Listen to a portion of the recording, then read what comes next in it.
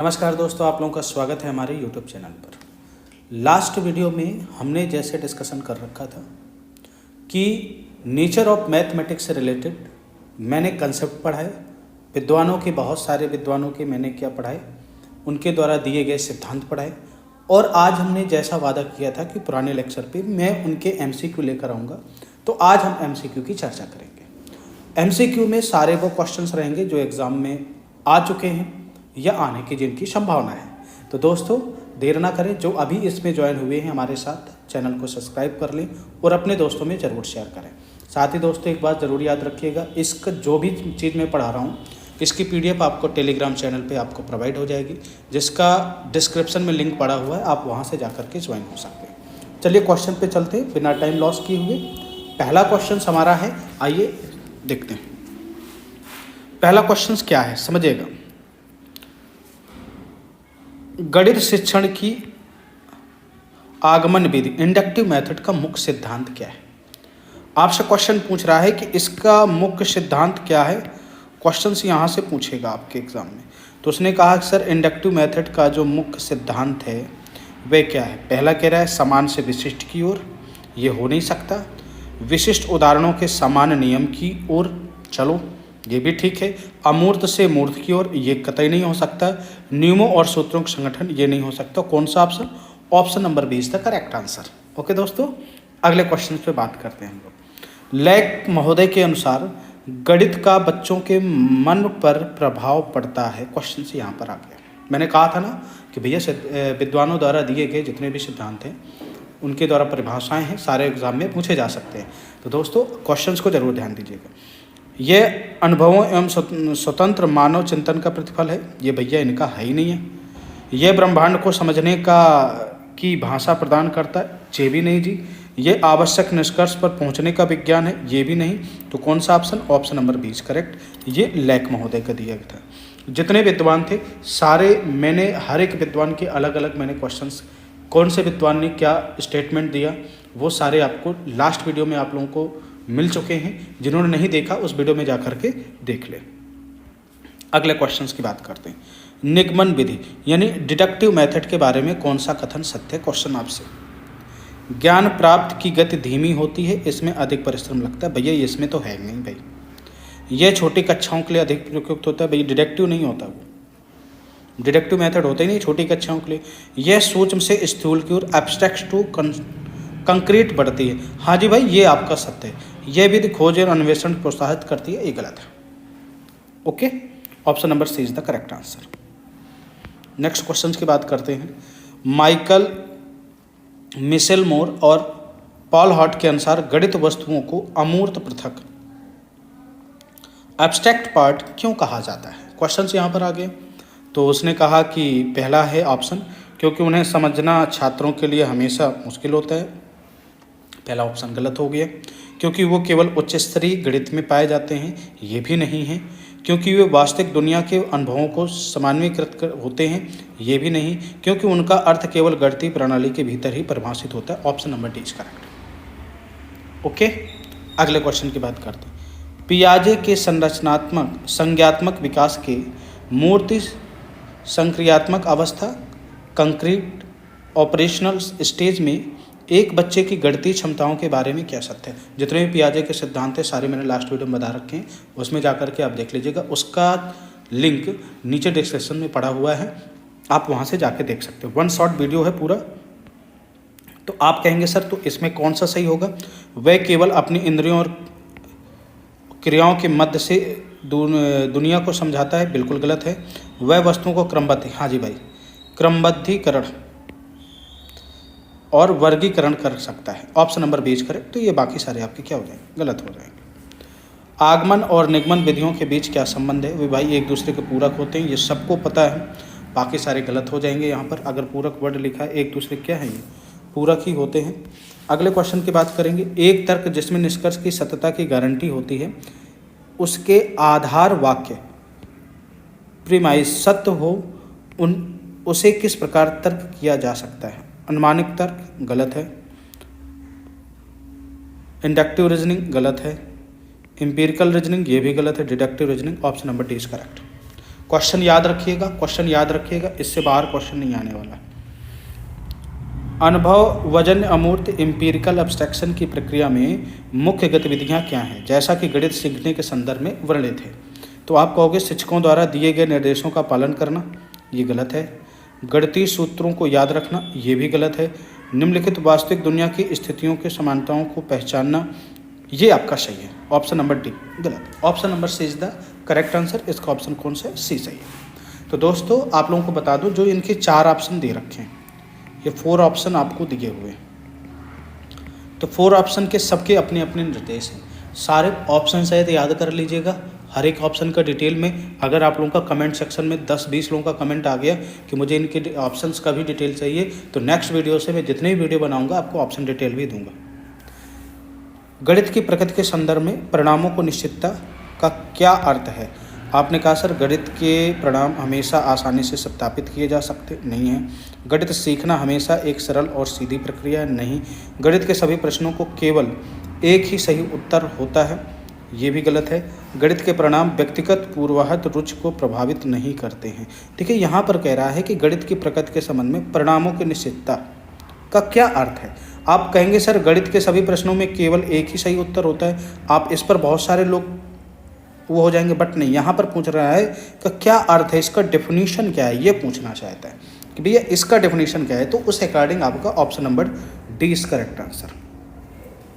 अगर मैं अगले क्वेश्चंस की बात करूं, पियाजे की पूर्व संक्रियात्मक अवस्था में एक बच्चे को, देखो पूर्व आ गया, पूर्व संक्रियात्मक अवस्था आ गया। प्री ऑपरेशनल स्टेज सिखाते समय एक शिक्षक को किस चुनौती का सामना करना पड़ सकता है? अब मेरे भाई अब पियाजे हैं, पियाजे के जितने भी हैं सारे स्टेज सारे बता चुका हूँ मैं, आप लोग पिछली क्लासों में ज़रूर देख लीजिएगा। तो इसका आ जाएगा बच्चा वस्तुओं को गिनने में असमर्थ होता है, गलत है भाई। बच्चा अमूर्त चरों जैसे एक्स को समझने में सक्षम होता है, ये भी नहीं। बच्चे को वस्तु रंग या आकार के अनुसार छांटने में कठिनाई होती है, ये भी गलत। बच्चा यह समझने में संघर्ष करता है कि 9 - 4 = 5 है, भले ही वह जानता है कि 9 + 4 = 5 है। तो कौन सा?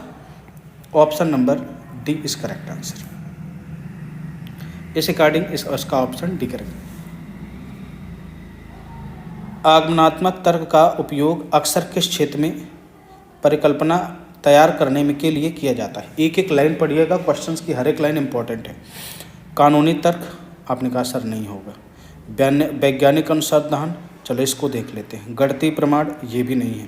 कंप्यूटरिंग प्रोग्रामिंग, ये भी नहीं। तो कौन सा? Option number 20 correct. एक शिक्षक छात्रों को पहले वृत्त की परिभाषा एक निश्चित बिंदु से समान दूरी पर स्थित बिंदुओं को सिखाता है, फिर उन्हें विभिन्न वृत्ताकार वस्तुओं को पहचानने और उनके गुण धर्मों को जांच करने के लिए कहता है। किस शिक्षण विधि का उदाहरण है? भैया ये शिक्षण विधि किसी डिस्कवरी का नहीं है, किसी खोज का नहीं है, ये डिडक्टिव मेथड का है। खेल विधि भी नहीं है, इंडक्टिव भी नहीं है। तो कौन सा है भाई? Deductive method. Option number 20 correct answer. औपचारिक संक्रियात्मक अवस्था फॉर्मल ऑपरेशनल स्टेज में शिक्षार्थी के लिए किस प्रकार गणितीय कार्य सबसे उपयुक्त होगा?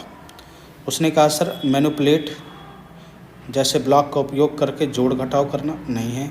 समीकरण को हल करना, ये ऑप्शन सही है। फॉर्मल ऑपरेशन स्टेज पूछ रहा है। फॉर्मल का मतलब होता है चीज़ें आप जानते हो, 2 अलग अलग आकार बर्तन में, ये भी गलत। और वस्तु की, option number 20 the correct answer. Next question की अगर हम बात करें, वह प्रक्रिया जिसके द्वारा एक अनुभवजन्य अमूर्त सामान्य एब्स्ट्रैक्ट जनरल अवधारणा जैसे पूरी तरह से गोल होना को एक सटीक अमूर्त पृथक एब्स्ट्रैक्ट पार्ट गणितीय वस्तु जैसे वृत्ताकार के बिंदु की परिभाषा में बदल दिया जाता है, उसे क्या कहा जाता है? आपने कहा सर औपचारिकता, जी हाँ, उसे औपचारिकता ही कहा जाता है। Option number A. ये आपके सारे ऑप्शन क्या हो जाएंगे? गलत हो जाएंगे। ओके दोस्तों, आप लोगों को अगर मेरा वीडियो पसंद आ रहा हो, क्वेश्चंस आपको अच्छे लग रहे हो, तो अपने दोस्तों में एक बार इनको शेयर जरूर करिएगा। आगमन विधि क्या है का एक मुख्य दोष क्या है? यहाँ पर दोष की बात कर रहा है। दोष क्या है? उसने कहा यह समय और परिश्रम के मामले में बहुत धीमी होती है। बस भैया यही सही है, बाकी तो क्या है इसके सब, मतलब इसके अकॉर्डिंग तो सही है, लेकिन दोष के अकॉर्डिंग आपका ये सही है। बर्ट्रैंड रसेल की गणित की परिभाषा का सार क्या है? गणित ईश्वर की भाषा है, भैया नहीं है। गणित गणनाओं का विज्ञान है, नहीं है। गणित तर्क करने की आदत बनाता है, ये भी नहीं। गणित एक अमूर्त विषय है जहाँ हम ना जानते हैं कि हम किसके बारे में बता रहे हैं और ना ही यह कि जो हम कह रहे हैं वह सत्य है। Option number D is the correct answer. इसका कौन सा आंसर? इसका डी आपका सही आंसर हो जाएगा। अगले क्वेश्चन की बात करें, प्राथमिक विद्यालयों में यानी 1 से 5 तक की बात कर रहे हैं, तर्कशक्ति मैथमेटिकल रीजनिंग विकसित करने के लिए एक शिक्षक को क्या करना चाहिए? आपने कहा केवल उन छात्रों से तर्क करने के लिए कहना चाहिए जो जल्दी से सही उत्तर दे देते हैं। गलत है भाई, गलत है। तर्क शक्ति पर एक अलग इकाई पढ़ाना और फिर अन्य विषयों पर आगे बढ़ना, ये भी गलत है। छात्रों को केवल सही प्रक्रियाओं को याद करने और दोहराने के लिए कहना, ये भी गलत है। छात्रों से पूछना यह हमेशा काम क्यों करता है और उन्हें अपने उत्तरों को सही ठहराने के लिए प्रोत्साहित करना। भैया option number D is correct, option D correct है। अगले क्वेश्चन, एक बच्चा जो यह मानता है कि एक लंबी पतली गिलास में एक छोटे चौड़े गिलास की तुलना में अधिक पानी आता है, भले ही उसने दोनों में समान मात्रा में पानी डालते हुए देखा हो, पियाजे के अनुसार किस अवस्था की बात कर रहा है? पियाजे ने भैया संवेदी गमन अवस्था, ये तो है ही नहीं। औपचारिक अवस्था, ये भी नहीं है। संक्रियात्मक अवस्था, पूर्व संक्रियात्मक अवस्था, option number C is correct. अमूर्त संक्रियात्मक अवस्था, ये नहीं है। ऑप्शन नंबर डी गलत है। तो कौन सा? C option correct answer.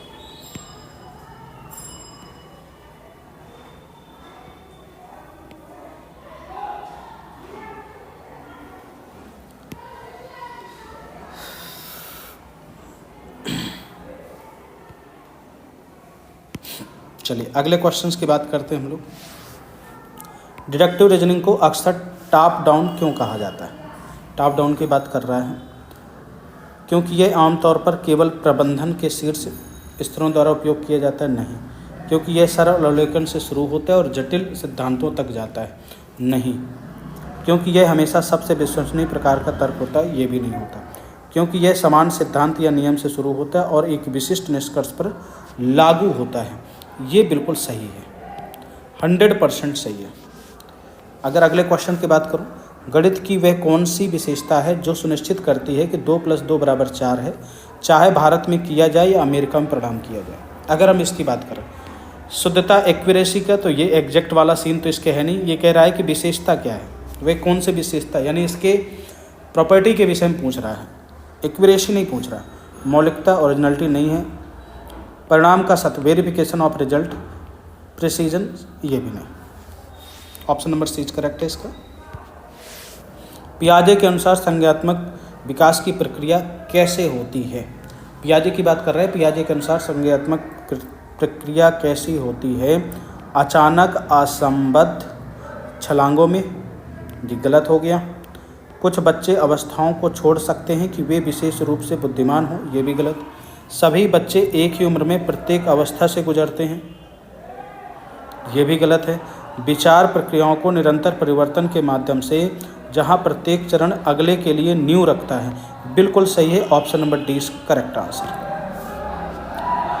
अगले क्वेश्चंस की बात करें, वह छात्र एक छात्र यह निष्कर्ष निकालता है कि मैंने 5 समद्विबाहु त्रिभुज देखे। भाई 5 समद्विबाहु त्रिभुज उसने देख लिए, ठीक है, ऐसे करके उसने 5 करके देख लिए और उन सभी में 2 कोण बराबर थे। सभी में 2 कोण बराबर थे, इसलिए सभी समद्विबाहु त्रिभुजों में 2 कोण बराबर होते हैं। यह किस प्रकार के तर्क होता है? कह रहा है कि इनमें 2 कोण बराबर हैं। अब जितने भी समद्विबाहु त्रिभुज हैं उनके सभी कोण 2 कोण क्या होंगे? बराबर होंगे। ये आपका कह रहा है कि औपचारिक फॉर्मल रीजनिंग नहीं, इंडक्टिव रीजनिंग, ये सही है। सत्यापन भी नहीं है, डिडक्टिव भी नहीं है। तो कौन सा? Option number B is correct answer. अगले क्वेश्चंस की बात करें अगर हम, गणित शिक्षण में आगमन विधि को प्राथमिकता क्यों दी जा सकती है, खासकर छोटी कक्षाओं में? आगमन विधि को क्योंकि कह रहा है कि यह मनोवैज्ञानिक विधि से जो छात्र को स्वयं ज्ञान खोजने के पहला ही सही है, बाकी आप काट दीजिए, कोई मतलब नहीं इसमें। पहला सही हो गया। मिशेल मोर और वाइट के अनुसार छात्रों को गणित में कठिनाई का एक मुख्य कारण क्या है? अमूर्त पृथक वस्तुओं और संबंधित अमूर्त समान एब्स्ट्रैक्ट अवधारणाओं के बीच संबंध बनाने में विफलता। कठिनाई के एक मुख्य कारण गणित के सवालों का बहुत अधिक अमूर्त होना, छात्रों के जन्मजात गणितीय क्षमता की कमी, पर्याप्त अभ्यास में प्रश्नों की कमी। तो इस अकॉर्डिंग आप लोगों के ए ऑप्शन करेक्ट हो जाएगा और बी सी डी आपके गलत हो जाएंगे। लास्ट और आज का बिल्कुल अंतिम क्वेश्चन दोस्तों, मैंने क्वेश्चन टॉप क्वेश्चन करवाए, एग्जाम में आएगा, ध्यान दे लेना, पूरा पेपर आएगा इसी से, इस चैप्टर से।